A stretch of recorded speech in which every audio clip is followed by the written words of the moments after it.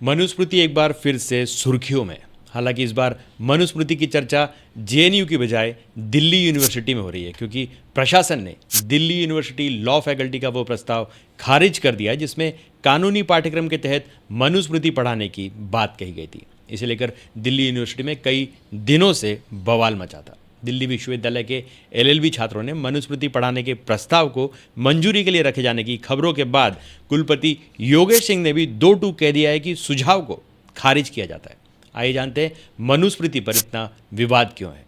भारत एक लोकतांत्रिक देश है। अभिव्यक्ति की आज़ादी के नाम पर जिसके मन में जो कुछ आता है वो कह देता है। इसे दुर्भाग्यपूर्ण ही कहा जाएगा कि अधिकांश मामलों में किसी विषय पर स्वस्थ चर्चा करने की बजाय आम लोगों या फिर वैचारिक संगठन सभी अपनी अपनी सुविधा और नफ़े नुकसान के हिसाब से मुद्दे उठाते हैं। इसी प्रोसेस से वो किसी चीज़ का विरोध करते हैं तो किसी को सर आंखों पर बिठा लेते हैं।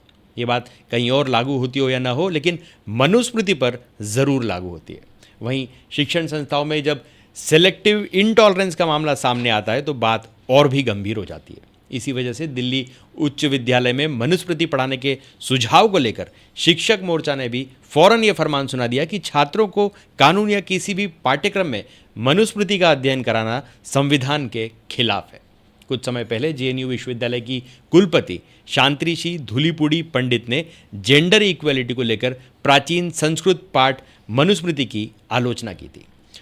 हिंदू धर्म में कई धर्मशास्त्रों में से कई कानूनी ग्रंथ और संविधान में से एक मनुस्मृति है। इस पाठ को मानव धर्मशास्त्र या मनु के कानून के रूप में भी जाना जाता है। मनुस्मृति हिंदू धर्म का एक प्राचीन कानून पाठ या धर्मशास्त्र है। इसमें आर्यों के समय की सामाजिक व्यवस्था का वर्णन है। यह सदियों से हिंदू कानून का आधार रहा है और आज भी हिंदू धर्म को इसका काफ़ी महत्व है। हालांकि मनुस्मृति में कुछ विवादास्पद विषय भी शामिल हैं, जैसे जाति व्यवस्था और महिलाओं की स्थिति जैसे विषय पर अक्सर बहस भी होती रहती है। तो देखते हैं कि मनुस्मृति की रचना किसने की और क्यों की और इस ग्रंथ में मनुस्मृति में क्या दिया गया है।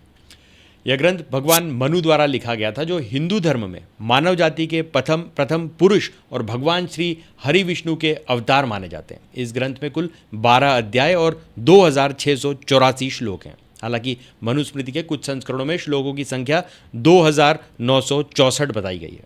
मनुस्मृति का हिंदू धर्म और भारतीय संस्कृति पर गहरा प्रभाव रहा है। मनु कहते हैं, जन्मना जायते शूद्रः, अर्थात जन्म से तो सभी मनुष्य शूद्र के रूप में ही पैदा होते हैं। बाद में योग्यता के आधार पर ही व्यक्ति ब्राह्मण, क्षत्रिय, वैश्य, क्षत्रिय अथवा शूद्र बनता है। मनु की व्यवस्था के अनुसार कहा जाता है कि अगर ब्राह्मण की संतान अयोग्य है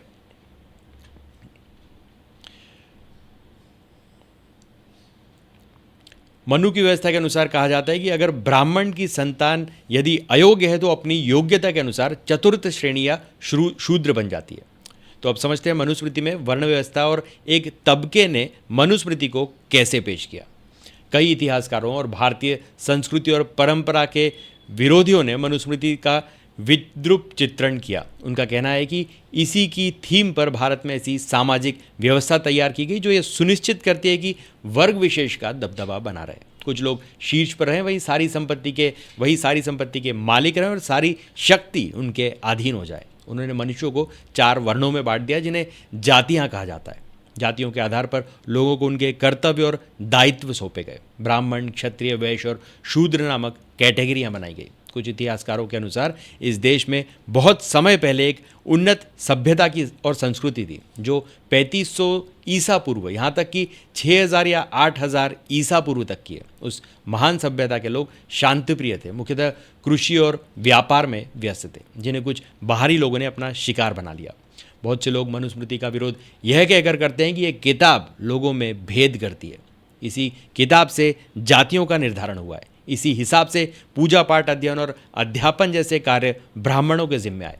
क्षत्रिय और भूमि और लोगों की सुरक्षा, क्षत्रियों को भूमि और दूसरे लोगों की सुरक्षा का काम सौंपा गया। वहीं वैश्यों को भूमि जोतकर भोजन पैदा करना था और जानवरों को और पेड़ पौधों की भी देखभाल करनी थी।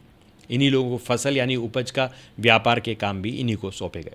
श्रेष्ठता और कनिष्ठता यानी सवर्ण और बहुजन का भी कॉन्सेप्ट आया। उस समय जो जाति या का वर्गीकरण हुआ, तब अलग अलग जातियों में विवाह की अनुमति भी नहीं थी। न ही वे एक साथ भोजन कर सकते थे। ऐसे कई आरोप लगाकर मनुस्मृति को बिना पूरी तरह पढ़े, बगैर उस ग्रंथ को आग लगाकर फूंक दिया गया। तो आज के लिए बस इतना ही। तब तक के लिए हंसते रहें, मुस्कुराते रहें, स्वस्थ रहें, व्यस्त रहें और मस्त रहें। और जी हाँ, चैनल को भी ज़रूर सब्सक्राइब करें। धन्यवाद।